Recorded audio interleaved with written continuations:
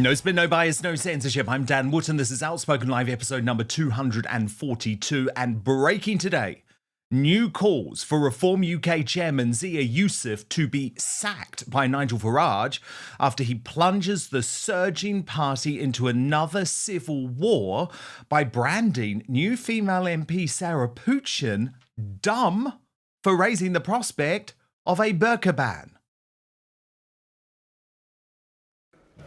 Given the Prime Minister's desire to strengthen strategic alignment with our European neighbours, will he, in the interests of public safety, follow the lead of France, Denmark, Belgium and others and ban the burqa?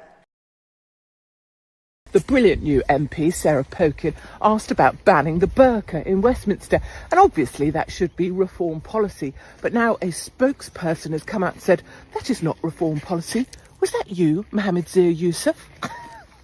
Well, he soon admitted that it was, and the fallout, well, today it has been intense. Even suggestions that the chairman has been sidelined within Reform UK. So I'm going to be very clear in my digest next about why this Muslim political novice must not stay in post if Reform has any chance of saving the country. Then reaction from my superstar panel, Alexandra Marshall, a Mark Steyn regular of the Spectator Australia, and Professor Norman Fenton, author of Fighting Goliath. Also coming up on the show today, Tommy Robinson dramatically confronts the mainstream media as he appears in court charged with the harassment of Daily Mail journalists. We're going to show you the extraordinary scenes, and Norman Fenton was there, so he'll give us insight. Jacinda Ardern lies to Oprah Winfrey in the latest sickening round of promotion for her autobiography. I'm going to explain why this woman is the opposite of kind. Actually, do you know what? She's an evil political force. And Meghan Markle's moon bump video backfires spectacularly as the rest of the world, including some in the MSM, finally come around to what we've been saying here on Outspoken since the beginning. So we're going to analyse all of this fallout. Then, in the uncancelled after show, oh my goodness, I cannot wait for this. Lady Colin Campbell unleashed. Can you imagine what she's going to say about that video? You can sign up to watch www.outspoken.live right now. Of course, by the end of the show, we'll also have today's Greatest Britain and Union Jackass to reveal your nominees today. Really interesting. Meghan Markle nominated by Kizzy Politics for that totally fake bump in that disgraceful video. Piers Morgan nominated by @WarningShout for blundering his way into debates to suit his own rhetoric and viewing figures. He never listens to the other person's opinion. He's become a celebrity entertainer whose feather duster has gone soggy. And the aforementioned Zia Yusuf, nominated by Real Mick Cass. Bet he has fired off a call to arms email asking the Reform troops to back him on X. So get voting. Let me know your thoughts during the show. I'll share some of the best of them before we go today. It's a big one. Let's go.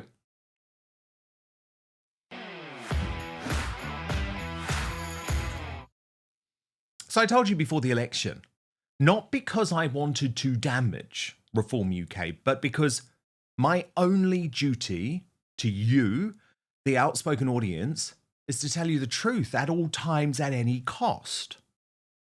So the backlash within Nigel Farage's party towards its egomaniac, political novice, Muslim chairman, Zia Yusuf, was reaching critical mass.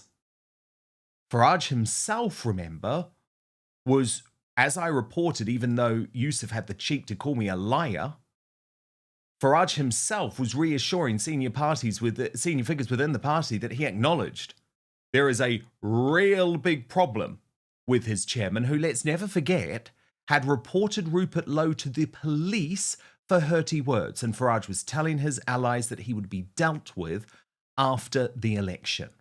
So that process has now started, with Yusuf, sort of Elon Musk style, being dispatched to launch the UK Doge before he does any more political damage to the surging party. But then The new Runcorn and Halsby MP, Sarah Pochin, used her first ever parliamentary question to Slippery Starmer at PMQs to launch a much-needed and long-delayed national debate on whether the burqa should be banned throughout the United Kingdom. Given the Prime Minister's desire to strengthen strategic alignment with our European neighbours, will he, in the interests of public safety, follow the lead of France, Denmark, Belgium and others and ban the burqa? Yeah. Prime Minister.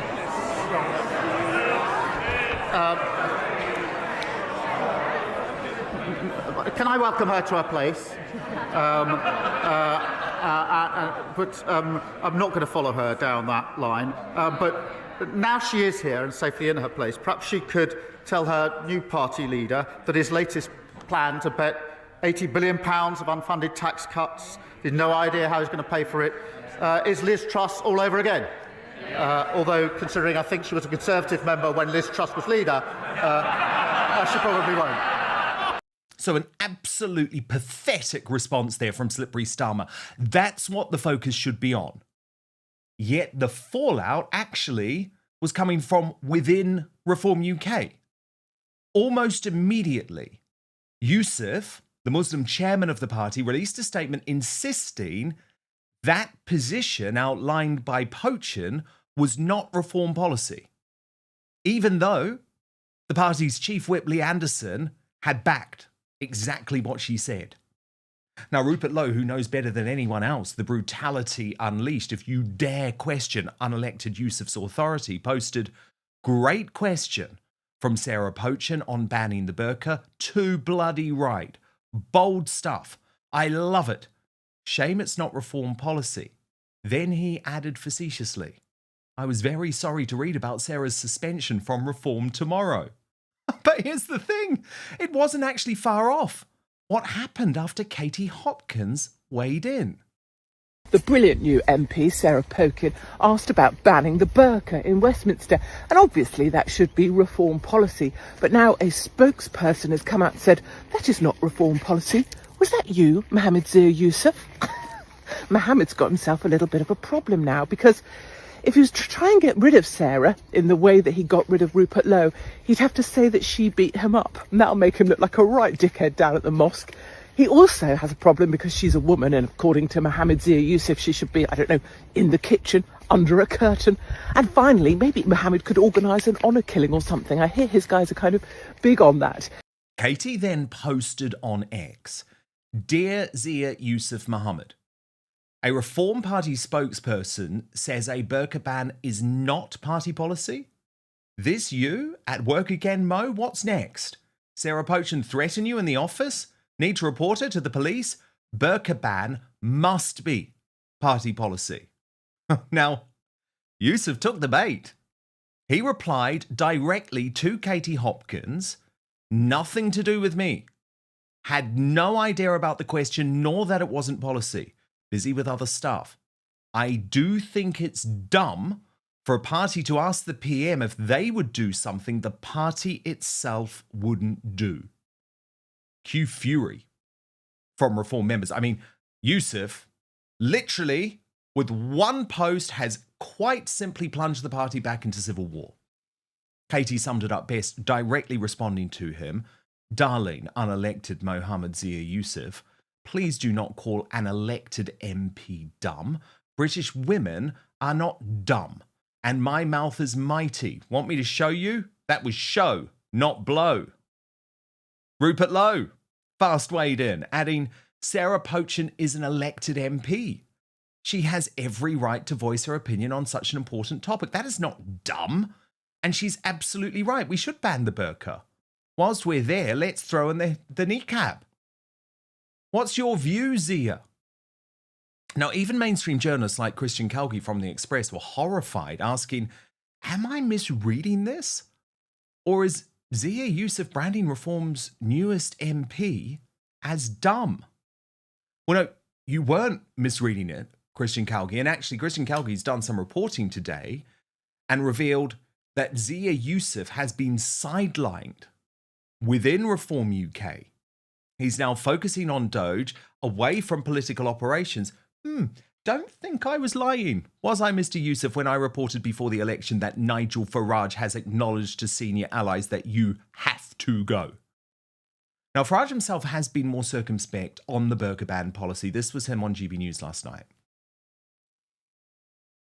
But let's get back to what Sarah Pochin is talking about.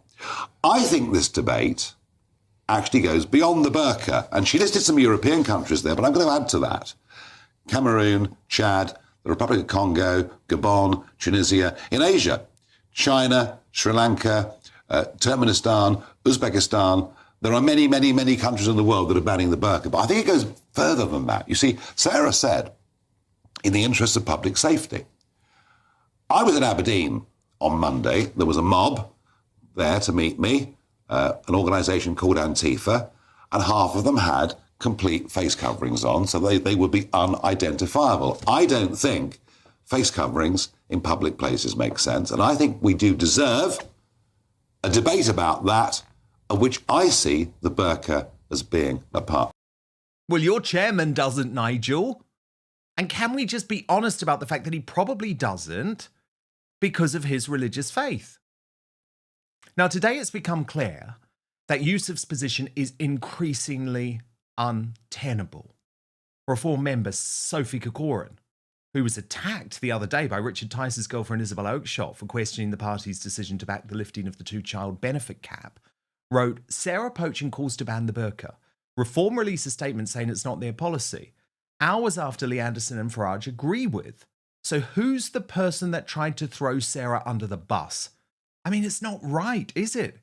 Your first female MP asking their first PMQ a time to rally around and support, and instead there's someone making statements against her, despite having the leader and chief whip on her side. Doesn't look good, does it? Not fair for her. Connor Tomlinson, who's here tomorrow, responded to Yusuf directly, writing, no. Sarah Pochin was not dumb. One of the great functions an MP can perform is to make space for public discourse using parliamentary privilege. By asking the question and watching Starmer avoid answering it, Sarah distinguished between those willing to admit that Islam presents unique moral and cultural challenges and those who are not. Sarah used her maiden question to make salient the imported practice of covering a woman head to toe, based on the Islamic belief that bare skin acts as a cruel temptation for men to sin, and that women bring acts of sexual violence upon themselves by dressing immodestly. That's not how we treat women, according to British custom. The public would be right behind Sarah in banning burqas. And by the way, even those who are not behind a burqa ban still are celebrating the fact that Sarah Pochin raised this issue. Anaya Falaran Aman, for example, my former colleague, posted, good for Sarah Pochin for raising an important yet under-discussed topic. It's right for an MP to question whether anti-social misogynistic practices like wearing the burqa is compatible with our society. I don't support banning it, but we should certainly have the debate. But yet again, Zia Yusuf has made this all about himself. All about himself because he clearly opposes the policy because of the fact he is Muslim.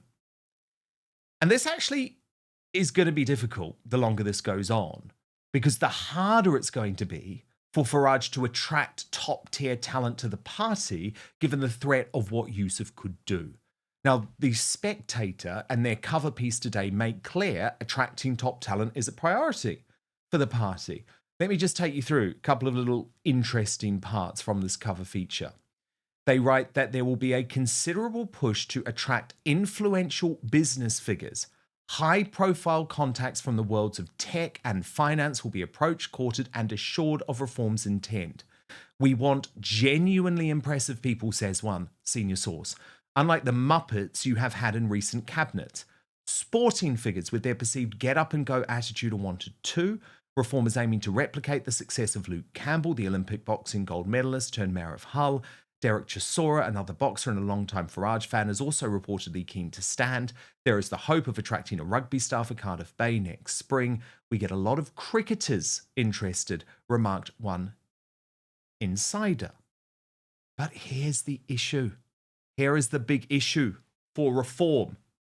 Trust me that as long as Yusuf remains in place as a one-man tool of destruction against those who have committed their lives to the party, but have a different policy platform from him on very important issues, which, by the way, are supported by the membership of the party, as long as there is the chance of him continuing to throw people under the bus, like he did to Rupert Lowe, who he wanted locked up in prison, like he's now done to Sarah Pochin because she wants a burqa ban, well, let me tell you, the less chance there is of Reform UK ever attracting the talent they need to save this country. To debate this now, let me bring in today's superstar panel.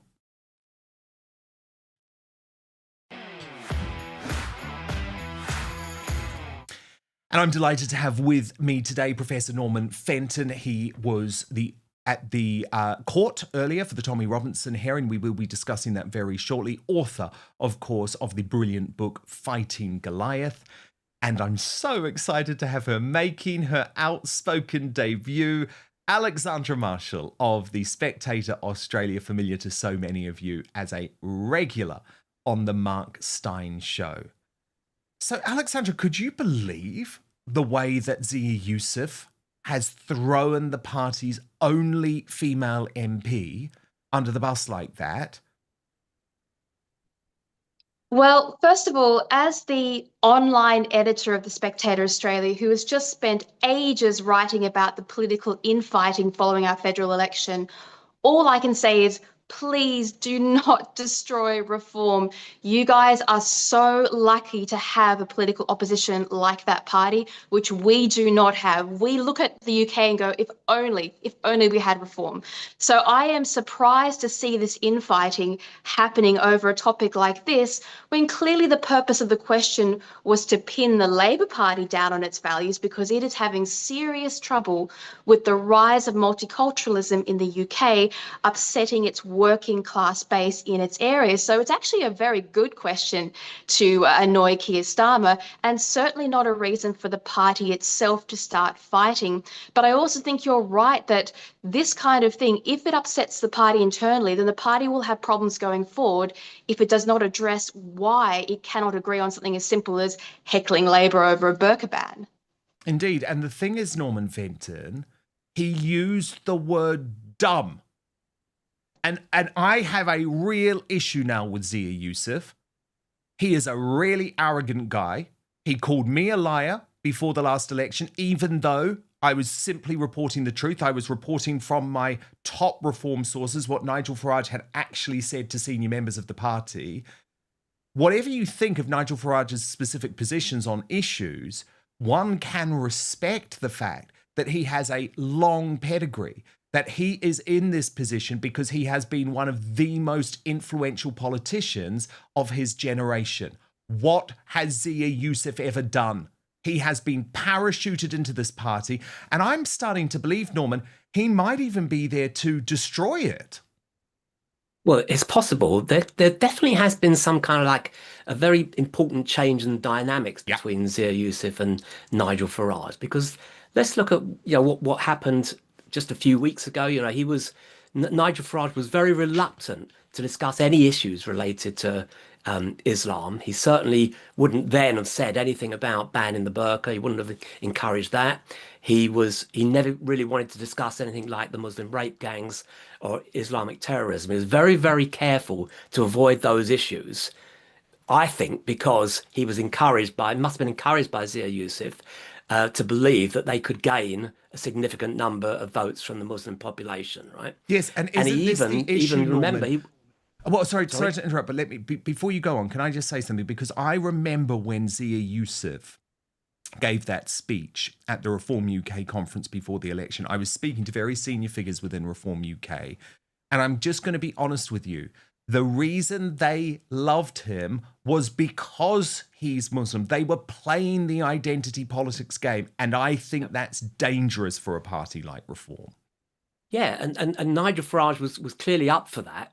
Whether that's because of the funding or not, who knows? But the point is, he was up for it to the extent that, for example, he unnecessarily made that attack against Tommy Robinson and his supporters, which was Yes. completely ridiculous because, like it or not, they do form a substantial part of the Reform voter base. There's no doubt about that. But the thing is that there must have been that Farage surely would not have allowed Sarah Pochin to make that speech if he now wasn't some way wanting to sideline Zia Yusuf. Totally. I can't believe it would Because he happen was otherwise. there. He was there. That's the thing, Alexandra Marshall. I think something else is going on here. I think Farage is making the point, a bit like we've seen this in the White House, haven't we? I was just watching Donald Trump in the White House earlier today, sort of distancing himself from Elon Musk. And I think there is an aspect of Farage now doing that with Zia Yusuf. He has realized that this guy has become toxic. And at the end of the day, I completely understand what you're saying, Alexandra Marshall, about the need for there to be a strong reform party. But the problem is Zia Yusuf is trying to drag this party to the left on social issues. And I'm sorry, when it comes to Islam, there does need to be a discussion in this country about demographic change, about the rights of the human rights of women that are being taken away. And I just don't know, with a Muslim chairman, if Reform UK are prepared to have that argument. Well, more to the point as well, if they're going to get into the idea of playing identity politics on a per capita basis for being elected, there are more women and female votes to be had in this election than there are the devout Muslim votes who would be interested in a burqa and having that being allowed to be worn. So if you want to impress your electorate and win elections, women are very disturbed by the idea that what is essentially a visible shackle, a form of enslavement, is now acceptable in a Western country, particularly the UK, which we all cherish as the heart of this new liberal democracy. To see that running around and to know that it signifies that women are now oppressed and that it's woke and virtuous to embrace this oppression, that upsets women. Even if they are too frightened to say it, they will certainly vote along those lines. So it makes sense for Reform and for Nigel Farage to recognise his natural voting base and to at least alert them that he and his party are aware of this issue and want to have those conversations. Now, as far as people like Elon Musk and having a fear of being dragged to the left, well, that's true as well, where some people are useful to start to form the party and to get the party off the ground, but perhaps they have a use-by date, shall we say, politically, where their influence starts to become a problem. Indeed, absolutely fascinating stuff. And of course, my whole view on Reform UK, and I'm very, very clear about this, is obviously at the moment they are probably the best electoral option. I voted for them at the last election. However, there is a drift to the left on loads of issues, and it's absolutely necessary for someone like me as a critical friend and independent journalist to continue to hold this party to account. I will not be scared by the threats from Zia Yusuf. I was not lying before the next election, and it is now very, very clear that this guy has been thrust out into the cold by Nigel Farage. And the sooner that happens, I would argue, the better. Breaking today, an extraordinary confrontation between Tommy Robinson and the mainstream media outside of court as he faces trial for the harassment of two Daily Mail journalists. Now, the Mercian summed up what went on in court, writing, breaking, Tommy Robinson pleads not guilty to harassment. A judge has rejected calls from the prosecution to place a gagging order on Robinson, citing free speech. The case now goes to Crown Court, allowing him to have a jury for the first time. So that is an incredibly significant moment. But I think what was more fascinating today about what happened was the fact that Tommy Robinson, newly freed from HMP Woodhill, with more energy than I would ever have expected for someone who has just spent 7 months in solitary confinement, is going to be prepared to call out the mainstream media to their face. Remember, upon his release, he described the mainstream media as the cancer destroying Britain, but said the independent media is the cure. We got an example today of exactly how he now plans to take his fight directly to the people who for so long have skewed the information that they believe the public are allowed to receive. So we're going to get analysis from Alexandra Marshall of the Spectator Australia and Professor Norman Fenton, who was at court today, in just one moment. But first, let's see how Tommy decided to go for these guys. Do you know what's mad? You've got all of these cameras, yeah? This is the mainstream media. How many of these people reported on the rape gangs across the UK? None of them. And every one of them knew about it. Every one of them knew about it. Let's get over to this court. And Tommy then specifically pointed out how the Daily Mail, which is of course the reason behind this case, is now boasting about their reporting, which he has so many issues with. Mail Online, yeah? This is from the Press Awards. I wish I had this for my documentary that went out last night, yeah? Tommy Robinson on holiday. Our photograph of Tommy Robinson. The press are now running towards our photograph of Tommy Robinson stoking the. No, don't stop him. Don't. Our photograph of Tommy Robinson stoking the flames of the post-Southport race riots from the safety of a Cypriot sunbed became one of the defining images of this summer's disorder. They're celebrating that Axel Rudy Cabana was not the defining image of the summer's disorder. A picture of me on my sunbed. I had nothing to do with it. Okay, I had absolutely nothing to do with it. Just leave it, lads. I had absolutely nothing to do with it.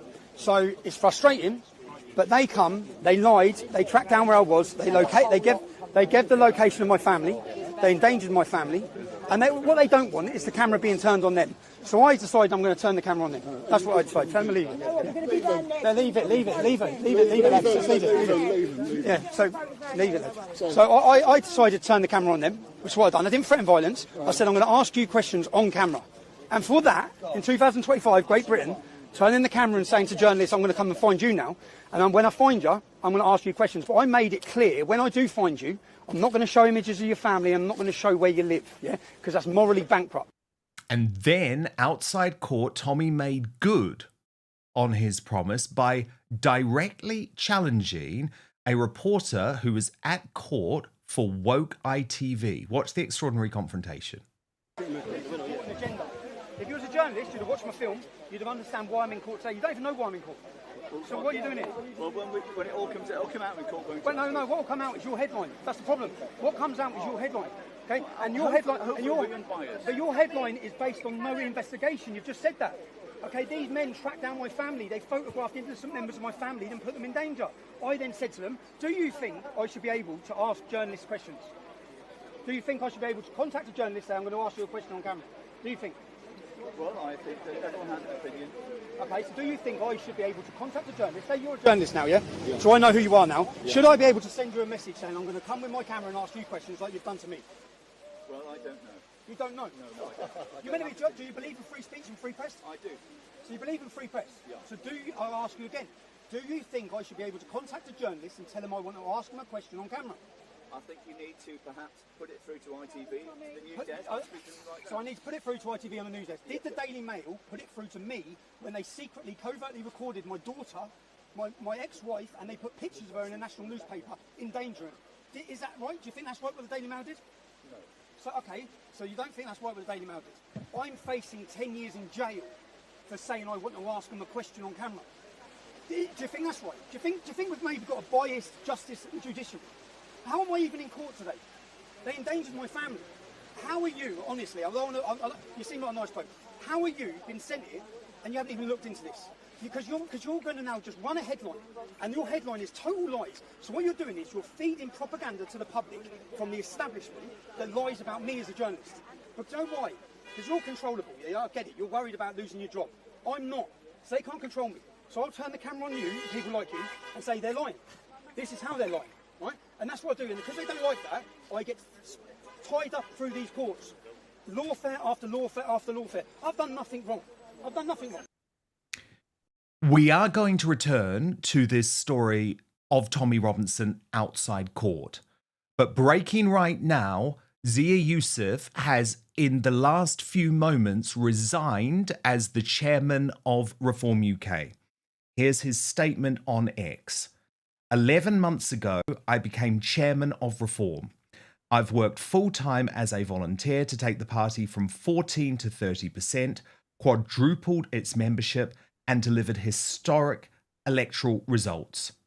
I no longer believe working to get a reform government elected is a good use of my time, and hereby resign the office. Wow. So, as you know, I reported before the local elections that Nigel Farage had told senior figures within Reform UK that it was a matter of time before Zia Yusuf would be booted from the party. He has been a destructive force for Reform UK. His decision to report Rupert Lowe to the police for hurty words is one of the most catastrophic decisions I have ever seen in British politics. It completely undermined the position of Reform UK as an anti-woke party. It plunged the party into civil war. It saw thousands and thousands of members quit. And it has resulted in an insurgent force which may now take on Reform UK in the Integrity Party if Rupert Lowe chooses to join, or he may go the other way and become part of the Conservatives. Zia Yusuf called me a liar for that reporting. Well, let me tell you, I was right. He was wrong. He's now gone. This is an incredible thing for Reform UK. This is absolutely the right decision. He has been a destructive force for that party. And I genuinely believe that there is now hope that Reform UK can get back on the right track. Zia Yusuf should never have got the job. Identity politics do not work. And unfortunately, what he proved in the past 24 hours with his criticism of Sarah Pochin as dumb, the party's only female MP as dumb, because she dared to challenge the Prime Minister on, I believe, something that is going to become a very important and popular issue in this country, banning the burqa, shows that he was never a man who was capable or fit for this position. So this news has just broken, but 3 words from me. Good riddance, Yusuf. Let me bring in my superstar panel on this breaking news now. Professor Norman Fenter and Alexandra Marshall, online editor of the Spectator Australia. Norman, wow, it was only a matter of time, but this has spectacularly combusted. What do you make of his decision to go? Well, first of all, well done for calling it. You were absolutely right. But I just thought about something that I maybe should have said before. There's a by-election, isn't there, in Scotland today, yes, in which Reform are actually... So I suspect that the timing of Sarah Pochin's speak was very convenient for that by-election. I think it is a, as you've suggested there, this could be an important and positive turning point for Reform, and hopefully, I mean, as Alexandra was saying, she felt, rightly, at least we had something, a party which was, an alternative to the Uniparty. The concern was that with Zia Yusuf, it was just going to be another part of the Uniparty. Now it looks like there's an opportunity to make it a true opponent to the Uniparty. This was absolutely necessary, absolutely necessary. And I think one of the big issues now, and I hope Nigel Farage learns from this, don't go for someone because of the colour of their skin. Don't go for someone because of their religion.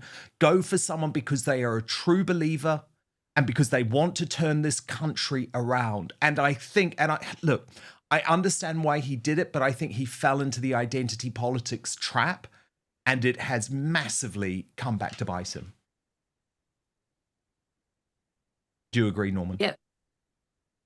Yes, no, I mean, that's it. I think that there's no reason why people of any ethnicity shouldn't vote Reform if they believe in, confronting the whole woke agenda and the Uniparty. This is a very, very good move.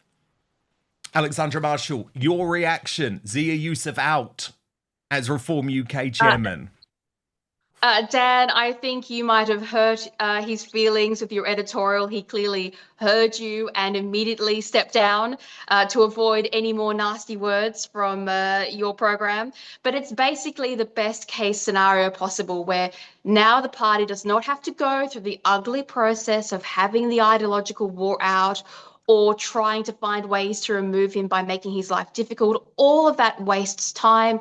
All of that annoys the party base, and it detracts from what the party is supposed to be doing, which is pretty much reforming the entirety of UK British politics. But not only your politics, you are reforming our politics. We actually are saying in our politics right now that we need a reform party, that we need a Nigel Farage, that we need the same vision as reform. And we're even softly calling some of our minor parties reform in casual language. That is the impact that that movement is having, and how crucial, absolutely crucial it is that it survives. Yes, I just want to play you what I had to say on this from the 19th of April. Listen. Unhinged bile at me for reporting the facts. I've discovered things are actually far worse at Reform HQ than even I had previously realised. Yusuf's fury appears to be that Nigel Farage is now openly saying it's a matter of when, not if, he departs the job after a succession of high-profile departures. So, he called me a liar for that, Norman Fenton. Very, very clear that actually my reporting was completely accurate, because he is now gone, what, 6 weeks later? Well, I think the Reform needs to appoint you as their number one media representative, press secretary, the lot. You've called it right, and you've called it absolutely spot on. Where to now for Reform UK?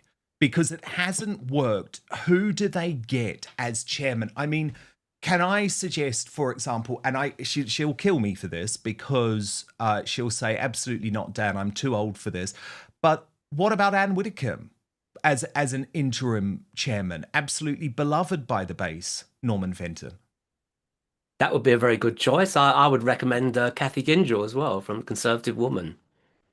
True Conservative. I'm not quite sure if Reform UK are ready for that. And do you think there needs to be some type of policy adjustment now, Norman? Yeah, I think that the time has come, certainly for Farage, to stop his kind of like unnecessary venomous attacks against people like Tommy Robinson and his supporters, and to also deal with, as I said, some of the more serious issues relating, for example, to the Muslim rape gangs and Islamic terrorism, which, because I guess of Zia Yusuf, he was absolutely determined to avoid. What do you think this says about Nigel Farage, Alexandra Marshall? I mean, one criticism of Nigel is that he is unable to keep allies close for long. Is that an issue? It's an interesting criticism, because it is the criticism of all powerful and ideologically driven individuals in politics. And that's a function of the political people they surround themselves with, which, are sometimes jealous, or there are competing goals and ideas. But I don't think it's a criticism. I think it's a necessary personality trait to do what Farage is doing, because the very fact that it's pretty much just Farage and Trump that you can name in current global politics that has completely revolutionized a political movement, that tells you that he's got something special, and that whatever he's doing is not easily replicated, and that if there's ever a debate between who should be leading or who should be staying, it's clearly Farage, because he's the one who did it. And it's not like it's a one-hit wonder with reform. He also got the UK out of the European Union with Brexit, which was also a huge ideological victory. So as far as like what's next and what to do and the criticism about him, I think people should rally around Farage until he gets the job done, until the Tories are forced to form a coalition with reform. And frankly, as an observer who has no real skin in the game, I'd like to see Farage sitting as Prime Minister, just for the sheer fact that the Tories deserve it and the Labour Party deserve it, and it would be better than anything else the country's got going for it. And you know what? He might actually fix some things that are wrong with that country. Yeah, and the thing is, if you are so thin-skinned that you're going to resign over one of your MPs raising the possibility of a burqa ban, well, Norman Fenton, I would argue he was not a man that you really wanted ideologically in that party anyway. Yeah, absolutely not. And also, it's worth pointing out Katie Hopkins' important contribution to what's happened. I mean, and she's another person who would be a very good chairman, although also probably a bit too conservative. Yes. Imagine that. That would be absolutely brilliant. She did. I nearly said it and I thought, no, I'll be in trouble with Dan if I suggest that. But yeah, you're totally right. No, I mean, I would love it. I would love it. Look, the problem that we've got is that especially under Zia Yusuf, Reform UK have made this decision to almost try and present as a left-wing party. Now, Alexandra, I completely accept that there are... that there's some credit to this idea that the old left-right labels are superfluous these days. I mean, the idea that the Conservative Party in the United Kingdom could describe itself as a Conservative Party seems for the birds, and I would argue with the Australian Liberal Party, it's the same thing. They're not true small c Conservative parties anymore. However, is it really wrong, Alexandra Marshall, for me to say, no, I don't want some sort of left-wing hybrid party. I think we have a right, we deserve a true small c Conservative right-wing party to try and save the United Kingdom. Thatcher style. Well, so let me contextualise that for you from the Australian viewpoint. We come from a country where we have a coalition. So we've got the National Party and the Liberal Party, and also a sort of soft, unofficial coalition with parties like One Nation as well, which keep everything a little bit further to the right. But like you, our Liberals and most of our Nationals have gone way off the deep end into far left socialist pandemonium because, like you guys, we've had almost a century of just this continuous drift toward the left. When I said Reform and the Tories as a coalition, I meant Reform as the dominant entity and salvaging. I'm sure you've got a handful of good Tories, just like we have a handful of good coalition members left who should be part of that movement. And that just from sheer numbers would be able to form a government. But yes, you're absolutely right. All Western societies, yours and mine, we deserve a true Conservative party. And frankly, our Conservatives and your Tory party look nothing like what their party says on the box. When we've been having this debate almost every day since the election because our party was wiped off the face of the election map. Why? Because they're left wing and they don't know who they are or what they stand for. The great thing with Reform and Nigel Farage is he knows pretty much most of the time what that party is going to promise and the future it's going to create. That is extraordinary in today's political climate. It is. Do you, Norman Fenton, have hope that Nigel Farage can somehow get this show back on the road now? Yeah, I think he can, because he's showed in the past that he's got the skills and the charisma to do that. My worry, as it always is with Nigel Farage, is that what happens when he gets bored in a couple of years' time, or even after, even if he got them elected, even if he became Prime Minister, how long before he decides he gets bored with that and wants to do something else? Alexandra, do you worry about that? Well, yeah, okay. So he's not like Churchill, who had that real born to rule vibe going on from infancy. But I don't think Nigel Farage is going to get bored quickly enough for that to be a problem. I mean, he did stick around for a really long time in the European Union, and that takes patience, that's for sure. And I think if he has the opportunity to be written into the history books, well, that will hold his attention for a significant period of time. And I guess, Norman Fenton, the reality is that Zia Yusuf had become an electoral liability to Nigel Farage, because for me, I had lots of people saying, Dan, you shouldn't be calling this out before the election. Reform is the only option. I'm sorry, Norman. Sometimes you just have to do what's right.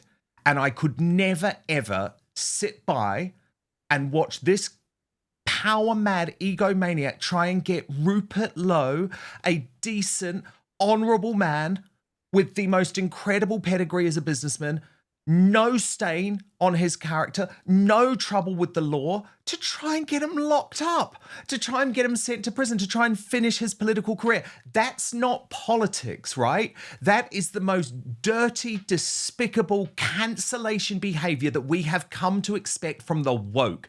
That's what the left in this country tried to do to me.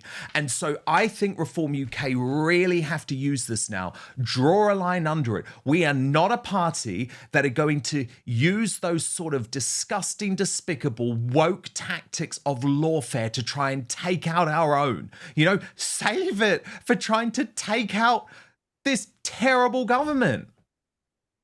Yeah, absolutely. And as you say, you know, even I wouldn't have voted Reform with those policies that Zia Yusuf was trying to push the party towards in the next election, despite the fact that there was no one else. I really wouldn't. But this is why I think it's now a real opportunity, and why I think Farage finally realised that, and why, as I said at the beginning, I think he engineered the whole thing with Sarah Pochin making that speech in Parliament yesterday.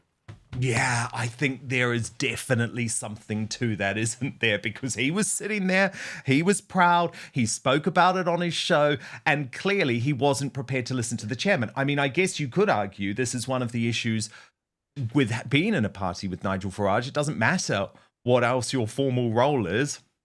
Nigel is always boss.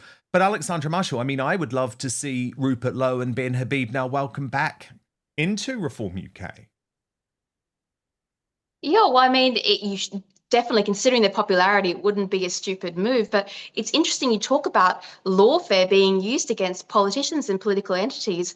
I mean, I am an advisor to a senator for One Nation. And let's not forget, Pauline Hanson was thrown in jail by the Liberal Party as our first political prisoner. So it's not just happening over there, it happens over here as well. This idea that the opposition has to be gotten rid of because their ideas are too dangerous, not to society, but to the political entities they are opposing. And of course, you're right. Nigel was definitely there, just nudging quietly, you know, go on, do it, ask the question. Because you need to create that kind of agitation and to highlight exactly what the problems of the party are so they can be fixed rapidly.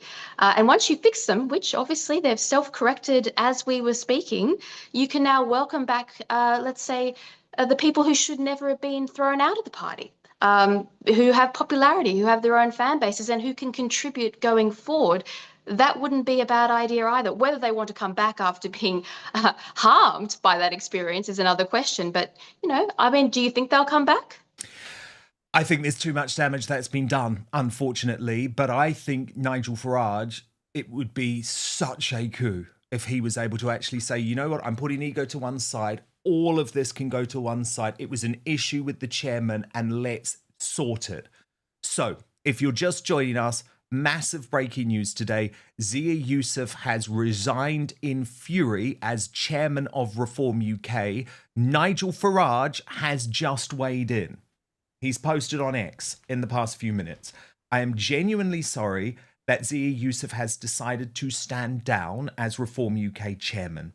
As I said just last week, he was a huge factor in our success on May the 1st and is an enormously talented person.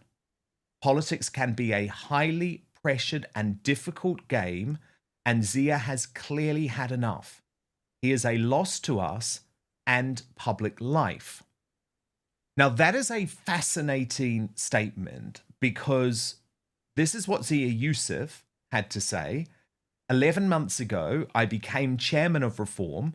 I've worked full-time as a volunteer to take the party from 14 to 30%, quadrupled its membership, and delivered historic electoral results.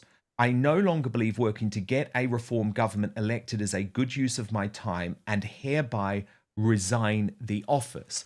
Now, Norman Fenton, reading between the lines of both of those statements, there's clearly been no conversation between Nigel Farage and Zia Yusuf today. This has clearly caused real consternation. This is a true quitting in the sense that he knows his time was up because he knew that he had lost control of the narrative and lost control of Nigel. Yeah, it really is. They are they have fallen out big time. There's no doubt about that. But as we said, this is I think a really, really good moment for British politics as a whole, because it means that Reform can become, the serious alternative party that so many out there want them to be. Yeah, it's very interesting, actually. I mean, we've also got a very simple message here from Ben Habib, former deputy leader of Reform UK. Thank goodness Zia Yusuf resigned. And Norman is completely right to point out, because we spoke about it earlier in the show, the impact that Katie Hopkins had on this resignation. So this was her video that sparked Zia Yusuf describing Sarah Pochin as dumb, seemingly the final straw for Nigel Farage and the rest of the party. Watch.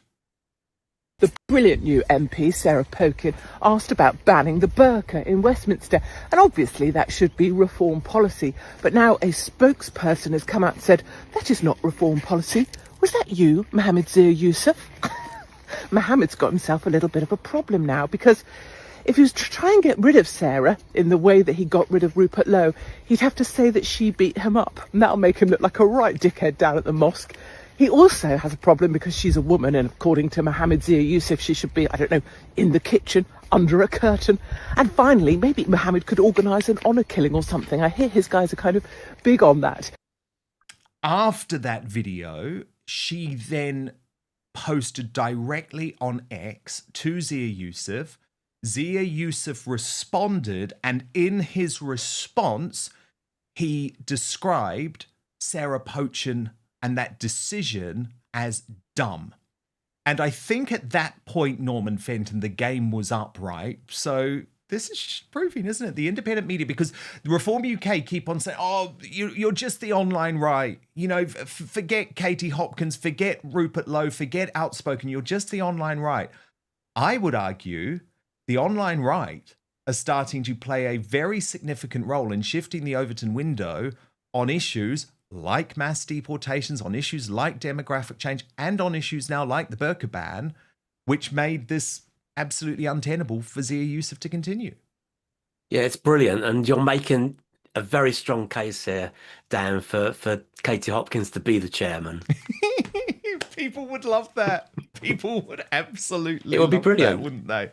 They really would. And the thing is, I think Nigel is very, very aware that he had lost the base of Reform UK. Because honestly, Alexandra Marshall, I was tracking the Reform UK membership numbers, and they were rising at such a rapid rate. I mean, we were literally talking like 5,000-10,000 a week. And the moment there was that decision to report Rupert Lowe to the police, all of that momentum was lost. Now, of course, they still had massive success at the local elections because there's not really another option in this country at the moment. But I think, and I'm interested in your view, Alexandra, but I think Donald Trump shows you should never take your base for granted. Your base is everything. And I think under Zia Yusuf, he was openly dismissive of the Reform UK base. This is so fascinating, because we were told during our election that if our Conservatives mention Trump, that's why they lost. Even the slightest words of make Australia great again, can't do that, that's why you're losing. But the reality is that Donald Trump is the most successful Conservative politician of our age. He didn't just win one thing, he won it all. He won the House, the popular vote, the Senate, everything. He won so consistently and so convincingly that the Democrats are having a complete existential crisis because they no longer exist as a movement. Now, that is insane. Now, Reform is sort of on track, but they have to do what Trump did and remember why they are popular in the first place, why people started to gravitate toward Reform, and why they gravitated toward Trump. It's because they were speaking for the people who have been forgotten by this horrific and insidious, we call it woke, but really it's just the new version of communism and collectivism. It's just taken on a variety of incoherent traits from different parts of history. It doesn't know what it is except that it's bad. Well, reform was the opposition to all that is wrong with modern politics, and it offered those people who are being basically taxed into oblivion to fund this new empire of crazy. Reform said, you know what? We are going to save your jobs. We're going to save your culture. We're going to save your civilization if you vote for us. That's why reform is popular. So they cannot afford to diverge into infighting. They cannot waver on significant cultural conversations. They don't have to make banning the burqa a policy. They don't. They just have to know in conversation, in casual pub talk, where they would stand. That is enough. And so that's why it's so crucial that Farage learns from this experience and goes, right, this is our core base. This is the direction we have to go in. And of course, don't forget the lesson of Donald Trump. Indeed, very, very well put. Look, I'm just doing some reporting while I'm live on air. Getting some Is interesting... dragging in a giant olive branch to bring back his former people? Well, I don't know yet, but I am getting some interesting information about what happened today. I'm told by a senior Reform UK source that Zia Yusuf was admonished and took it personally on the Muslim issue. Apparently, there was a huge row between Nigel and Zia Yusuf, and Richard Tice stepped in to referee. But that clearly didn't go too well, Norman Fenton, because we get the statement from Zia Yusuf, who's quit in a fit of pique. It's interesting. Incidentally, I'm going to change my mind again about the potential party chairman. I mean, Alexandra Marshall has done does such a brilliant job in presenting their case that she needs to come over here, and she would make an absolutely brilliant party chairman. Do you fancy it, Alex? I am trying to save Australian politics, Norman. Although It's not savable. It can't be saved. You might be able to save our politics. Oh, that's so bad. You can just imagine the staffers that had to write those tweets, because you just know that neither of those two gentlemen wrote those tweets themselves.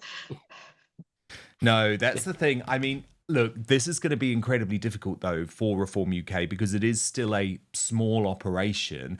And Zia Yusuf, for all of his faults, had been quite big, for example, running Doge, etc., etc. So all of a sudden, there becomes, Norman Fenton, a vacancy for arguably one of the most important jobs in British politics, because we're not talking about an opposition party now. You only have to look at the polls to show that you're actually talking about a party that could enter government very, very immediately after the next general election, without any need for a coalition, without any need for a deal with the Conservative Party. But that is, of course, going to prove difficult for a party that doesn't have any establishment experience. Now, I don't have the same issue with this as so many others do, because for me, I'm like, why on earth would we want a whole load of the no-hopers who have just failed in the Conservative Party for 14 years? Yep, there's a couple of them that I'd take into the Reform UK party, Suella Braverman being one. But what's interesting, you see, is that Zia Yusuf was behind this push to try and bring big names to the party. It's the Spectator cover story this week. And I think now people will actually be more inclined to join. However, what I would say, the choice of chairman is going to be very, very important. Let me just read out a little bit more about what the Spectator specifically reported. This is about the fact that they are looking for impressive people, high-profile contacts from the world of tech and finance, sporting figures wanting to replicate the success of Luke Campbell, Derek Chisora, keen to stand, reportedly, and they're looking for a rugby star to stand in Cardiff Bay next spring. The article went on, then there are the media personalities. Last month, the former GB News presenter Aaron Grimes made the jump from broadcasting to politics, becoming Durham County Council's deputy leader. Others will probably follow him. Various veterans of Farage's former outfits appear alongside him on GB News, including Michelle Dewberry, one-time winner of The Apprentice, and Martin Daubney, a former editor of Loaded magazine. Both stood as candidates for the Brexit Party in 2019. Other 2029 candidates could include the pollster Matt Goodwin, who has been touring Reform branches, and Talk TV's David Bull, who compared Reform's big Birmingham rally in March. Now, Norman Fenton, there are two names there that I could imagine would see themselves as potential candidates to replace Zia Yusuf in David Bull and Matt Goodwin. Both clearly have ambitions to stand for Reform UK in the future. But I think one of the issues could be if you're wanting to output and present on an off-communist regulated broadcaster, it's hard if you're taking on a formal role within the party. It will be difficult for them. There's something, again, that's missing from that conversation. It's the fact that there are a lot of very, very good people, important people, who, of course, were effectively turfed out or pushed out of Reform because they didn't fit the kind of like the woke agenda that Zia Yusuf was imposing. I mean, at all levels, of course. Anybody, you remember they were going through, 20-year-old tweets or posts, social media posts of some of the candidates who were standing in the election. If they said even the slightest controversial thing, as far as they're concerned, and that could have been something like mentioning the Muslim rape gangs, for example, was one of the things that people were effectively cancelled for. Then they were booted out. So this opens up the possibility of some very, very good people who, without this resignation of Zia Yusuf, will now be able to be on that list. Indeed, very, very much so. And it is going to be absolutely fascinating to see what happens. So just a reminder of what we have been breaking in the past few minutes. Zia Yusuf on X. 11 months ago, I became chairman of Reform. I've worked full-time as a volunteer to take the party from 14 to 30%, quadrupled its membership and delivered historic electoral results. I no longer believe working to get a Reform government elected is a good use of my time and hereby resign the office. I mean, I'm just looking at the first three replies. This is literally totally random, right? Look at the first three replies. Ben Habib, former deputy leader of Reform UK. For the first time ever, I agree with you. Indeed, it was never a good use of your or anyone else's time. Burnside, you did none of that, but feel free to F off to obscurity. And Connor Tomlinson, who's on the show tomorrow, one word, vindicated, with a picture of Rupert Lowe. So that suggests a little bit of where the base are at. Nigel Farage has also weighed in since we've been on air, posting, I am genuinely sorry that Zia Yusuf has decided to stand down as Reform UK chairman. As I just said last week, he was a huge factor in our success on May the 1st and is an enormously talented person. Politics can be a highly pressurized and difficult game, and Zia has clearly had enough. He is a loss to us and public life. Well, that's where I disagree. That is where I disagree. Let me repeat. Good riddance, Yusuf. You are no loss to Reform UK. I actually don't even think you're a loss to public life. You were a privileged businessman with a massive ego who thought that you were going to be able to do something in that way. And actually, all you did was really, really, really push your own agenda. And that is an agenda that we are not going to miss. Okay. Tommy Robinson, let's return to what happened outside court today when he continued to take on the mainstream media. This is what went down with ITV. So ITV News have come here. They haven't watched my previous documentary. They haven't looked at any of this. So they've basically come here. They haven't investigated anything. They're going to run a headline and lie to you about why I'm in court. Okay? That is the importance of this channel, it's the importance of citizen journalism, it's the importance of every one of you to share the content. Because these guys come to lie to you, and they've been able to do it for a decade. And then when big media when big tech stepped in and censored everyone, they could continue those lies, right? Due to you, the public, sharing content and supporting citizen journalism. There's lots of citizen journalists here today, and that pisses these lot off, right? Because our views are going to far exceed their views. So whereas they used to control the media and they'd lie to everyone, that doesn't wash anymore. Follow me on X, @TRobinson New Era, and you're already following this channel. Make sure you share it, yeah? Big up, Tommy. Let me get my... And there was more, because he hadn't finished taking on the mainstream journalists. Excuse me. Where are you from? Where are you from, lads? Where are you from? Where are you from? Which journalist are you from? I'm from the agencies. Agencies? The agencies, yeah. Which media are you? What media are you? Freelance. No, look, can I ask her? Can I ask her? How are you, man? I'll talk to you, bro. Yeah, I'll talk to the citizen journalists because they're the real journalists. You guys have already got your media, your news headlines wrote already, isn't it? It's right already. Who are you from? Who are you from? Reuters. Yeah, look, can I ask you? Can I ask you? Leave it. Right? Can I ask you? Excuse me. Reuters News. Excuse me. Reuters News. Reuters News. Reuters News. Leave them. Yeah, leave them. I don't want anyone there. Just leave it. Just leave it. It's all right. Leave it. It's all right. Leave it. Just leave it. Tommy, Leave it. may I ask, what were the conditions like in prison? What were the conditions like in prison? Well, Axel Rudicabander's not on solitary confinement. Salman Abedi's brother was not on solitary confinement. Islamic gangs are controlling every single prison in this country. And officers are coming under a violent attack. The ones you're reading, a little snippet, every day they're getting attacked. Now, the absolutely extraordinary thing is all of that happened before Tommy Robinson had even entered the court. So what went down inside? Well, Maya Tusi reported huge win for Tommy Robinson in court as the judge defended his free speech and disagreed with the prosecution on their condition to ban Tommy from speaking out. We now go to Southwark Crown Court with an actual jury for the first time. And we actually got some good independent reporting, actually, because you cannot trust, let me tell you, you cannot trust what the mainstream media have to say anytime Tommy Robinson is in court. But we got some good independent reaction to the consequences of that decision. Watch. Buy me a coffee, links are in the chat. Please do support what we do. Honestly, can we get it up to, I don't know, 300 quid a month? That would be wonderful.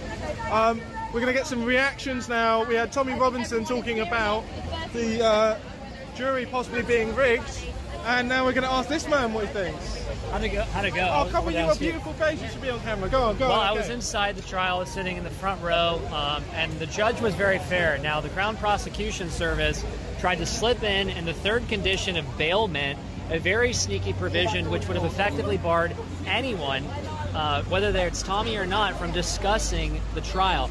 Now, that was very sneaky because it effectively curtailed free speech, and the judge took the Crown Prosecution Service to task hard, saying effectively it would end free speech in the UK. Now, the Crown Prosecution Service, Mr. Holt, kind of quivered and made a bunch of hubbub about it, but eventually yielded to the judge because it was just so tyrannical. Now, the three conditions of Tommy's release are, number one, he's not allowed to contact any of the witnesses. Number two, he's not allowed to dox any of the witnesses. And then number three, he's not allowed to release any specific information that would prejudice the trial that's upcoming, apart from discussing who the attorneys are, who the judge is, and the dates, which was very fair and normal. All in all, when I spoke to Tommy, he said he was relieved and optimistic. His next appearance will be 3 July for a pretrial hearing with a jury trial expected on 7 July 2025. Nice, well done. What did you ask him? So brilliant independent reporting there from Resistance GB, but the drama hadn't finished because Tommy Robinson and some of his supporters, including Liam Tufts, went for a steak after the court decision, which you'd think in a free country would be no issue. They went to a popular steakhouse chain in central London called Hawksmoor. And Gurmit Singh posted immediately after the lunch, just been kicked out of Hawksmoor Steakhouse for no reason, literally just had our starters, and there was video of this actually happening. Watch. What's that? The members of staff are uncomfortable serving. Yeah. Is it because of the colour of my skin? No. We have a duty. Is it because of the colour of his skin? To our members of staff. We like to look after our people, as I'm sure you can understand. Our CEO Will said if you've got any questions about that, you're more than welcome to email him directly. His email address there. Don't worry about this first round of drinks. It's on me. But I'm very sorry. I hope it's not inconvenient. Hold on. Yeah, get another one. Fucking down me. We've been kicked out of the steakhouse. Fucking hell. Have you seen that? Have you seen that? We've just been kicked out of the steakhouse. We've been sat here for a fucking hour. This is Liam Tuss fucking problem. We're sat here with the celebrities. Fuck's sake. Fucking hell. They're uncomfortable serving us. Good God. Shame on you, Hawksmoor. Shame on you. This is the state that we are now in the United Kingdom, where a completely innocent man who has not been found guilty of a single thing is unable to go for a quiet lunch with his mate. And it's this type of snowflake culture, anti-free speech culture, which absolutely makes me sick. So look, we've got so much to pick up on here with our superstar panel, Alexandra Marshall, online editor of The Spectator Australia, and Professor Norman Fenton, author of Fighting Goliath. Norman was at the court today. So Norman, first, can we just talk about that extraordinary interaction between Tommy Robinson and the independent journalist and the mainstream media? It was quite a face-off. What was it like? Yeah, I mean, Tommy was brilliant. He was in, great fighting mood. And the key point, it's always been really about free speech and the fact that censorship by the mainstream media of his voice, his narrative, has created the environment whereby you get those ridiculous idiots who own Hawksmoor, stopping him from having a meal there. The interview, the interesting thing, there's a couple of really interesting things which maybe need to be emphasized here. That American guy who just showed being interviewed by the Resistance UK independent media, he gave a very, very good actually summary of what the judge said about the attempts by the Crown Prosecution Service to limit Tommy Robinson's free speech about this case. The key thing is, you said at the beginning, and they were talking about it being, he didn't allow the gagging, basically it was about a gagging order against Tommy Robinson from speaking about the case, right? But it was much more than that. The the Crown Prosecution Service actually wanted to make it illegal to be contempt of court for even third parties to talk about the case on social media, i.e.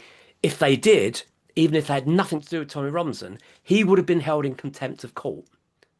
And the really critical thing about this, and it's another thing that most people don't understand about the previous case, why he was in prison over the release of the documentary Silenced, is that originally he was charged with contempt of court, not because he showed that film at that big rally last July, but because it had already been released by a third party over whom he had no control in the USA. So on the basis of it being released by a third party against Tommy's wishes, he was issued with the warrant for arrest in regard to the contempt of court case. It was only after that that he decided, well, he's going to be imprisoned anyway. He might as well show it to everybody, to the 100,000 people who were in Trafalgar Square for that rally. So that's an important point, which very few people understand. So they were trying to do the same thing here. And it is a very important point. I absolutely agree. Alexandra Marshall, what do you make of Tommy Robinson saying, look, I'm just going to start exposing the mainstream media here? I mean, he describes them as a cancer on the United Kingdom and says that the independent media is the cure. What do you think of his strategy today? Well, I've actually had the privilege of interviewing Tommy Robertson several times on my show. Not for the faint-hearted live, let's say that. He has an attraction toward all things dangerous legally. But what he does is he speaks the sort of truth that publications and politicians are absolutely terrified. So even though The Spectator is one of the oldest, if not the oldest, publication in the English-speaking world, we're very fond of citizen journalism and online media. In fact, I believe it is probably the most important revolution in truth and journalism that we've had in a century.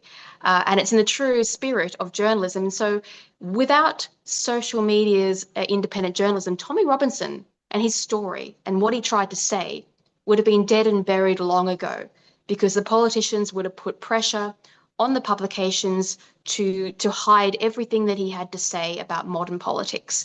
Instead, he's able to do things like release his documentaries, of which I watched his latest one just before this show. And frankly, I am astonished.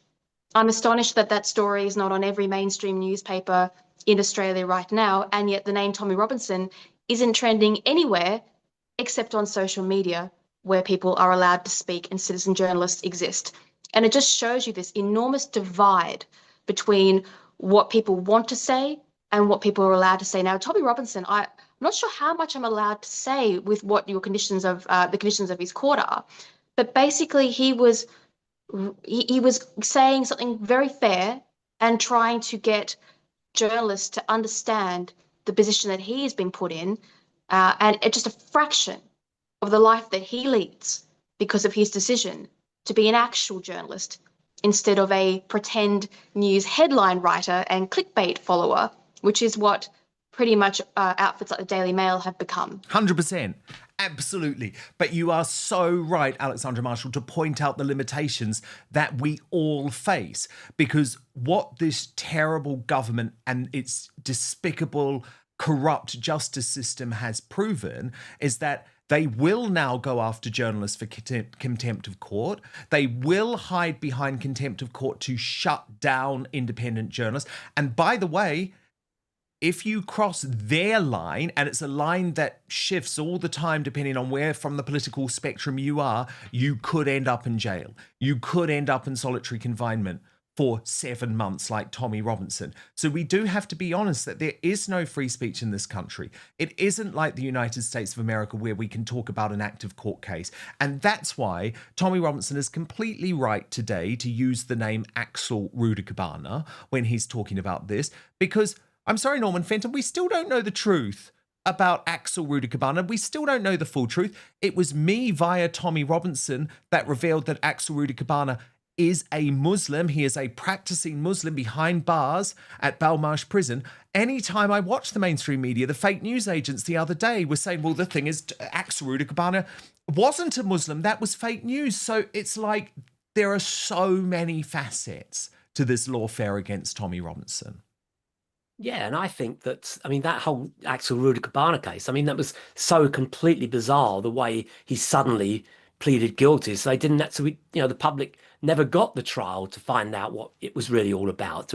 It was a very convenient way for the government to completely cover up that story. I mean, now going back to this whole thing about not just the censorship of Tommy Robinson's voice, but the demonization of anybody who is in any way associated with him. I mean, I'm proud to say that I'm the only academic in the UK, let alone professor in the UK, who's actually supported Tommy because of his because of his yes, Norman Fenton, I love it.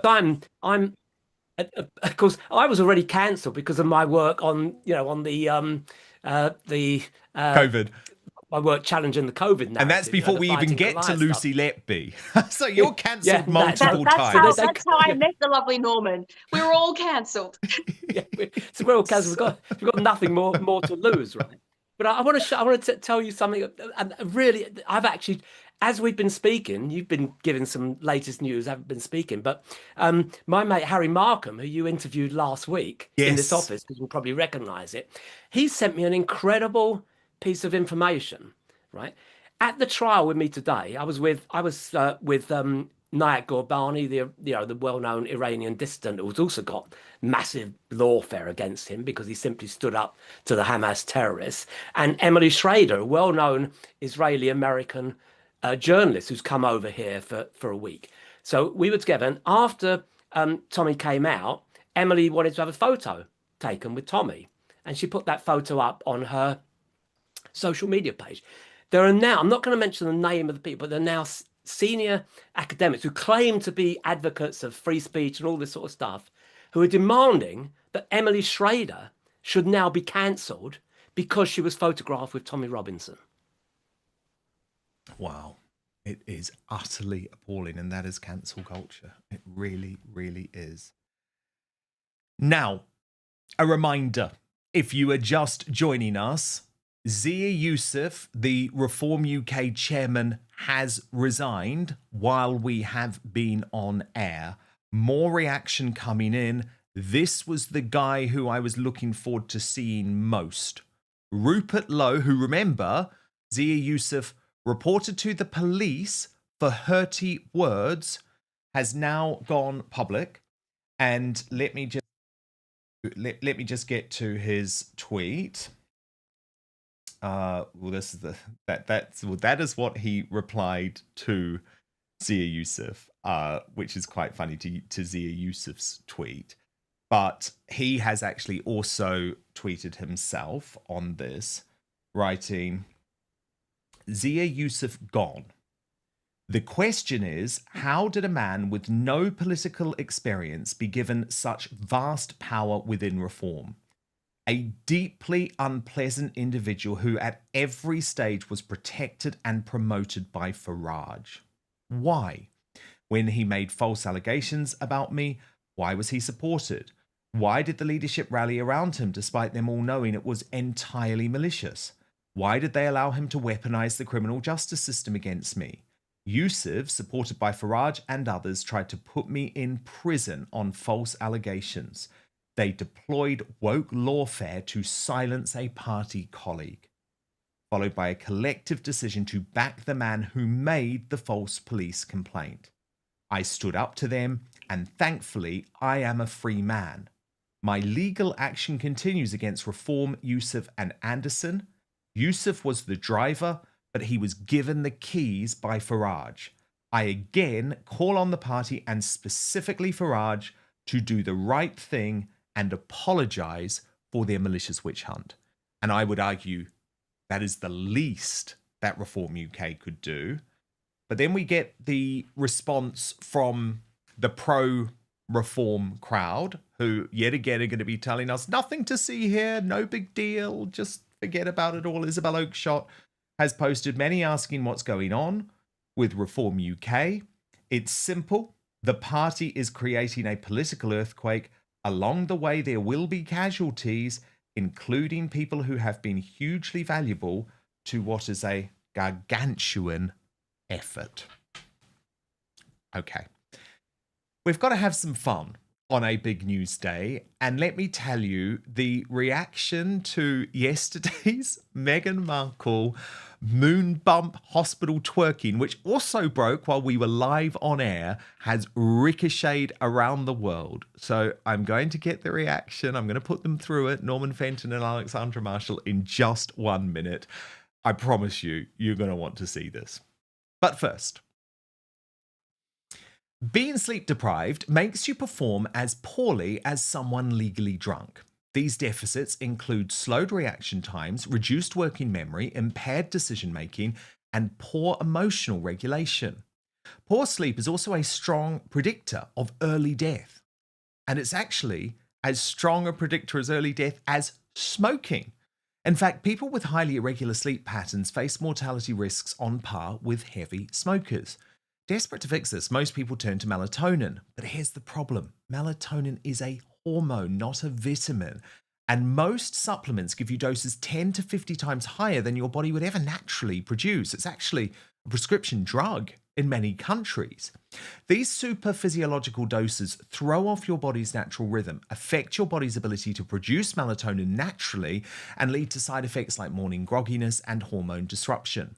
Most of all, and worst of all, Melatonin isn't even regulated. Independent lab tests found that actual melatonin content and melatonin products can vary by up to 464%. So basically, you just don't know what you're getting. That's why I use Evening Being by Verso. It's melatonin free, using a blend of clinically studied, patented ingredients shown in multiple human studies to calm an active mind, help you fall asleep faster, stay asleep longer, and improve deep and REM sleep without messing with your hormones or leaving you groggy the next day. After taking Evening Bean for some time, I fall asleep faster and feel sharper the next day. Click the link in the show description, or you can head on over to evening.ver.so/outspoken. Use the coupon code outspoken to save 15% on your first order. Try Evening Bean tonight and wake up feeling refreshed tomorrow. That's evening.ver.so/outspoken and use the coupon code outspoken at checkout to save 15%. But now back to the show.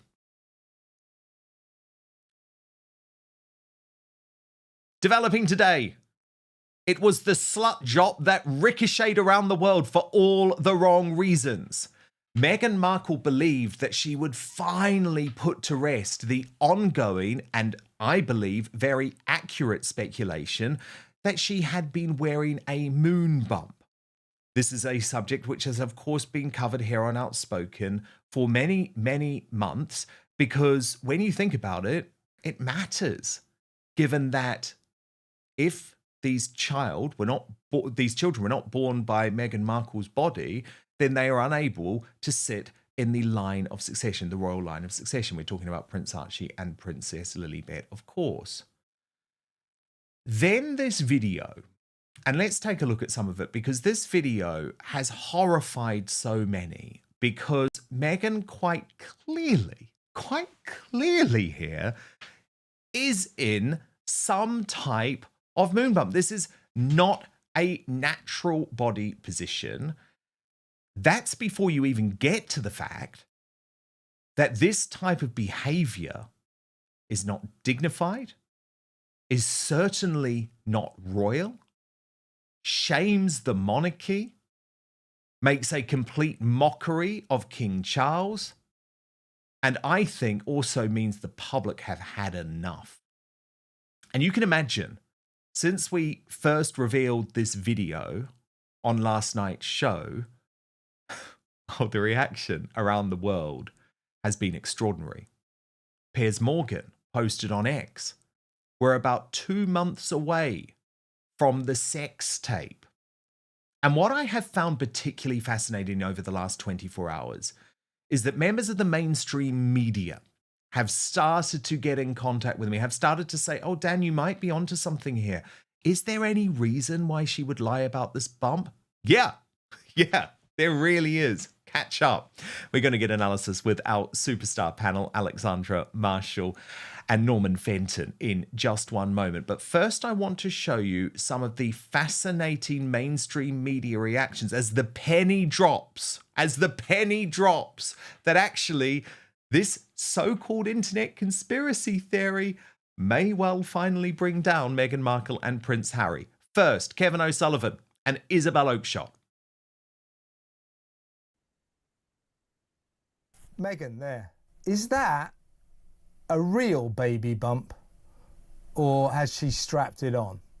Because weird. She's got form for strapping on baby bumps.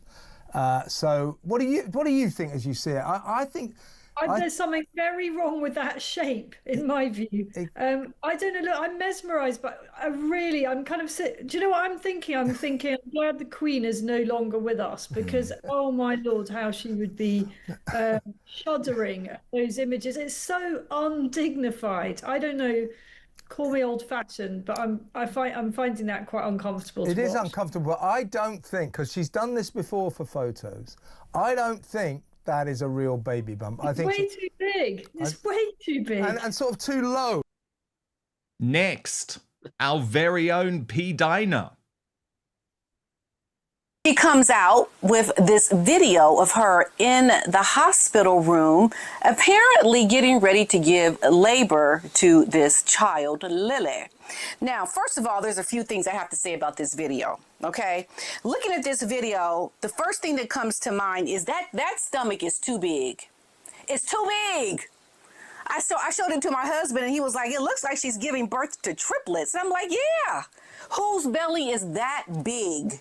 Okay, now she's clearly doing this because she's trying to prove to the mainstream media, because now they're starting to talk about this whole birth being fictitious coming from Meghan.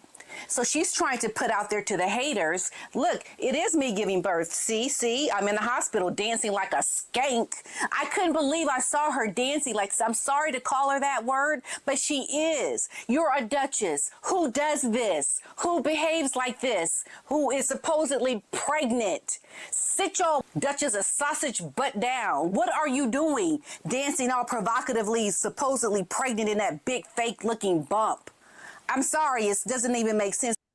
Then Jeremy Kyle really went for it with Kinsey Schofield. Fresh from repeatedly telling us that they were escaping the United Kingdom because they wanted privacy. They hated the press. They hated everything to be involved in the intrusion in their lives. And then they had their little children and the feral children, and they left them with the chickens. And all she does now with her jams that are crap is post pictures of her children left, right and centre, which has me always thinking, well, hold on a second, you duplicitous woman. How does that make any sense? But we've now reached a point where I possibly am going to be sick live on the television. Meghan Markle has posted a cringy video of her and Prince Harry dancing in a hospital room. This is we're playing it. She's waiting for she's twerking with the baby to try and make the baby come. This is to induce Lilibet's birth. She's dancing in front of the camera. Oh, God, it looks like a lap dancing club with pregnant women. He's also dancing in front of the camera. She's got a black dress on. She's literally holding her bump and twerking, and she's put this on social media. The woman is... that's getting worse now. She looks like she's performing. Well, and look, JK, the lyrics are prego, but I'm still doing moves like Beyonce. Yeah, I said I'm pregnant. Get the child support and pay my rent. Your opinion is irrelevant because I'm a baby mama. I can do what I want. And Jeremy Kyle went on to predict that he thinks this video will end up seeing Meghan Markle and Prince Harry divorce within the next year. Gosh, where does this... I mean, I think that they're going to do another reality show. I think that they are going to have to break down and continue to spill, because I don't think that any of their commercial ventures are working. But this is not the way. This is not the path. I think she's being completely destructive to her own brand. I think they split within 12 months. They are. I say he comes back to the United Kingdom, as I've said on numerous occasions, with his ginger tail between his legs. I think she... I won't ever be able to come back to the United Kingdom. A huge amount of reaction online too. Michelle Chismay wrote, so I am in healthcare and I noticed something. She's not a labour and delivery room, and I can tell from the back.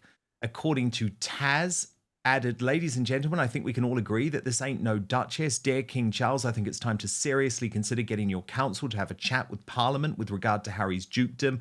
Also, it's clearly time to remove them from the royal family website. Nancy Sidley posted, I've got to give her credit. She's found a new level of cringe that the Kardashians have not even achieved. She has no idea that after the shock and awe wears off this video, her stock will continue to plummet. This kind of breaking the internet marketing never works. Just ask Kim Kardashian. I suspect they know the titles are close to getting stripped, so they need to create a spectacle so the royal family will look petty and not modern if the titles are removed. These two are broke, allegedly. And the Office of Glyn again said alongside this photo, odd place for the cannula as well, and keeping a watch on. Okay, Norman Fenton, Alexandra Marshall, that's the setup. But guys, can we just watch this video in full? Can you put up with that? Because I think you've got to see the full horror of it before you comment. Is that okay? You've got no choice. Baby mama, this shot song been pregnant for way too long. I tell the DJ turn it off. If she a baby mama, Go ahead. she gon' do that baby mama. Work. She gon' put it on you. She gon' do that baby mama. Drop, Drop drop, it down, drop, down, down, low. drop, Drop it down, drop it down, down, low. drop, Drop it down, drop it down, down, low. Do the baby mama when I step out on the floor. 1 month, 2 months, 3 months, oh. Hit the baby mama when I'm stepping through the door. Yeah, I'm pregnant, but I got an ill flow. Tryna make some money, buy some huggies from the stove. S to the T-A, double R-K, to the E-I-S-H-A. And I don't play, doing my way. Preggo, but I'm still doing moves like Beyonce. Yeah, I said I'm pregnant, get the child support and pay my rent. Pay my rent, your opinion is irrelevant, cause I'm a baby mama, I can do just what I want to turn up. Okay, and then prepare for the full slut drop.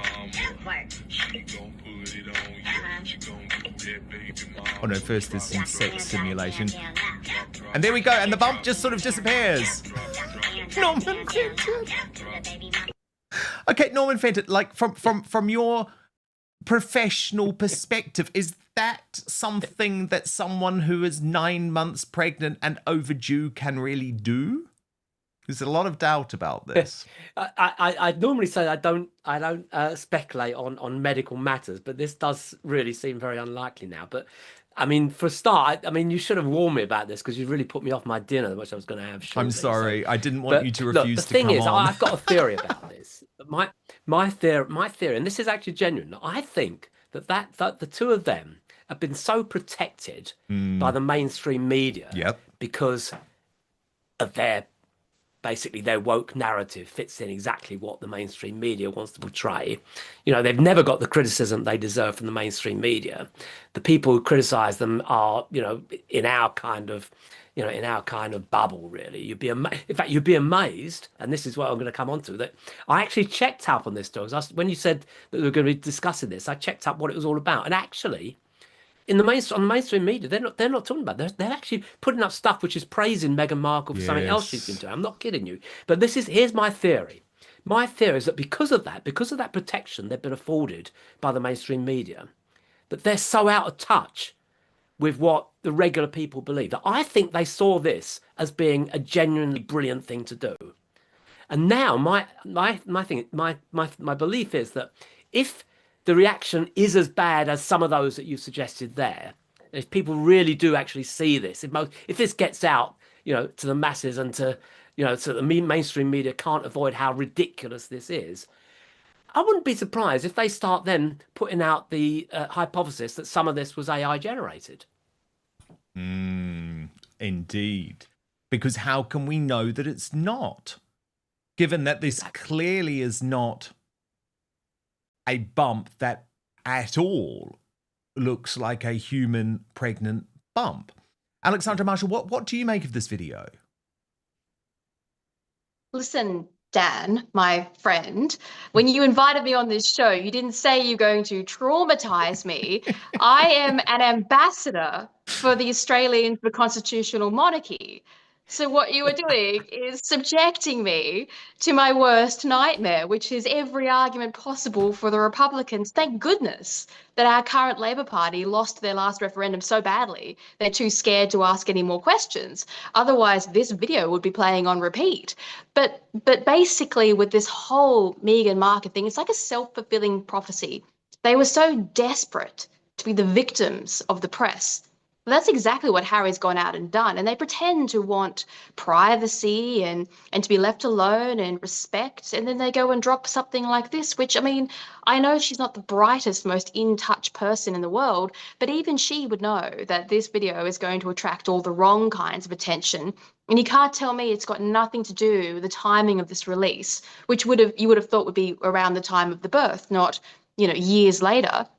It's because they've had such a monumental failure with their products and their services online that their attention-seeking money revenue streams are drying up. And so this is like a last-ditch, bottom-of-the-barrel effort. You said, will it bring her down? She's got to get off the floor before you bring her back down again. I mean, there's nowhere for her to go. And she's not going to divorce him, by the way. She will cling on for as long as physically possible, because all those contracts are pretty much ironclad with the Crown. So she's going to keep it together. But it's painful, Dan. Why am I here? Well, it is painful. But let me just ask, though, in your role as a supporter of the constitutional monarchy in Australia, which of course is one of the countries, I guess, that the British royal family fear most in terms of at some point pushing this Republican agenda. I mean, you had that referendum at the end of the 90s or early noughties, whenever it was. Surely the best thing that Charles and William could do now is actually say enough.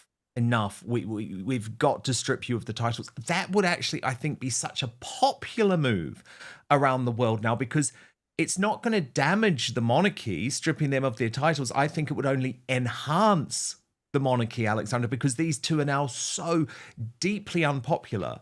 But for me, there's something quite grim about the fact that they're carrying on like this while remaining sort of connected to the royal family in some way.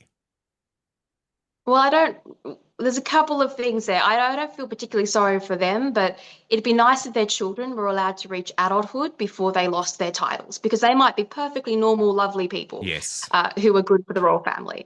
And I do feel sorry for those kids, because they have such a wonderful history and a wonderful inheritance. And you don't want to make monarchies smaller than they already are, when there's so many obvious problems that can go wrong. But as far as Australia goes, it's a bit weird, because we have such terrible politicians that nobody wants to give politicians more power. Right. So as weird as all this theatre is, the idea of giving Albanese absolute power is more scary than that video, which is saying something. But we also were a little bit removed. So when we think about the monarchy, Australians view Kate and William and all their lovely children. That's the monarchy. We kind of ignore King Charles. We just sort of endure him. But we view that as the monarchy. And this is a celebrity sideshow, which we've kind of put into a different box of entertainment. It's on the Daily Mail, and that's where it stays. So I don't know, it doesn't really concern us as anything other than clickbait. But they're certainly not setting a good example for the incredible institution and the important democratic institution that they represent. No, they're really not. And I do agree with you about the need to keep the royal family as big as possible. Certainly not this idea of a massively stripped down monarchy. I just don't think these children necessarily should be part of it, because we do not have proof that Meghan Markle actually gave birth to them. And that is a legal requirement. Now, I think there are other ways that the royal family could be boosted in the United Kingdom, Norman Fenton.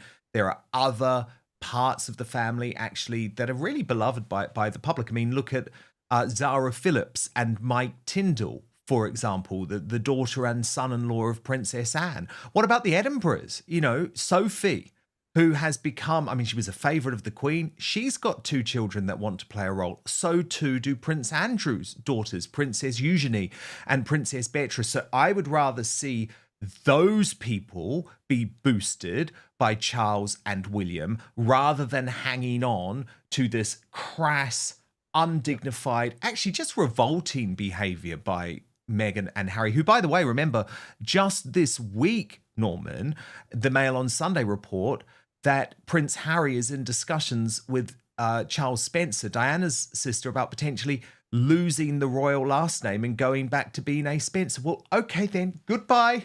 Goodbye, Harry. Like, you know, at some point you can't keep hanging on to this. Look, I absolutely agree with what you're proposing there, but I actually think that we're all, I mean, I'll accuse you of misunderstanding the extent to which we are in a kind of a bubble outside the mainstream media here, because as we were watching this, I actually did a search, Google search for latest news on Meghan Markle. Yes. And what do you get? Top stories: Meghan Markle celebrates Lilibet's 4th birthday on Instagram. Meghan shares video of her and Harry dancing before she gave birth to Lilibet. I mean, there is nothing critical here. You have to dig deep before you see the critical stuff. And the point is about what you actually said there. Amongst the woke out there, who are of course the ones representing the mainstream media, Meghan Markle is the most popular royal. I'm not kidding you. You get this whenever I speak to woke friends. She is the royal that they most admire. They still consider a royal. That's saying something. It's an unbelievable challenge we've got here. We do, and I think again, it stresses the importance of the independent media actually, because Camilla Tominey wrote a piece about this today for the Daily Telegraph, and I just replied to her saying, you haven't even mentioned the fact that no one believes that this is a real bump. Like, surely at least mention it. At least mention it. But look, you two, oh my goodness, what a shift you've put in for me today. Thank you so much for dealing with all of this breaking news. Alexandra Marshall, I don't even want to know. Don't even tell me what time it is there, because I'll feel so guilty. But Alexandra Marshall is, of course, the online editor of the Spectator Australia. She has lots of exciting things planned, though, in the months to come. And I really look forward to talking to you about them very, very soon, Alexandra. And of course, Professor Norman Fenton making a return visit to Outspoken after being at court today with Tommy Robinson. But Norman, I love you, and please come back very, very soon. Thank you both so much. Now you can imagine that the live chat's been going mad today, because so much has been going on. But the single mom entrepreneur says, I'm sure Farage can get another financial heavy hitter to replace Zia Yusuf. Absolutely. I mean, Nick Candy is the treasurer of the party. Would he be a good chairman? I think there's lots of potentials. Rogel Dawn writes, nice with Zia resigning, then bring back Rupert Lowe to reform. He's incredibly popular and speaks for a lot of us. And Curse 10 says, Zia Yusuf, mission accomplished. He helped ruin reform. And a lot of people are going to think that he was put in place for that damage to be caused. Now it's time to reveal today's Greatest Britain and Union Jackass. Your nominees: Meghan Markle, nominated by Kizzy Politics for that totally fake bump in that disgraceful video. Piers Morgan, nominated by Warning Shout for thundering his way into debates to suit his own rhetoric and viewing figures. And Zia Yusuf, nominated by Mick Cass. And we know what's happened with Zia Yusuf over the course of the show today. Here are the results. In third place with 17%, Piers Morgan. The runner-up with 28% of your vote, Meghan Markle. But today's Union Jackass, the newly resigned Reform UK chairman, Zia Yusuf. And connected to that is today's Greatest Britain, nominated by Jane Kendrick. It's Sarah Pochin, who absolutely tongue-tied Starmer with that question about the Burka ban, which has, of course, led to the departure of Zia Yusuf. Oh my goodness, we're going to have so much more on this on the show tomorrow, so make sure you are with us. But we're not going anywhere, because Lady Colin Campbell is joining me over on Substack, www.outspoken.live, for much, much more on Bumpgate. But please do join me again tomorrow, 5 p.m. UK time, midday Eastern, 9 a.m. Pacific. Hit subscribe right now on YouTube and Rumble. And most importantly, I promise to keep fighting for you.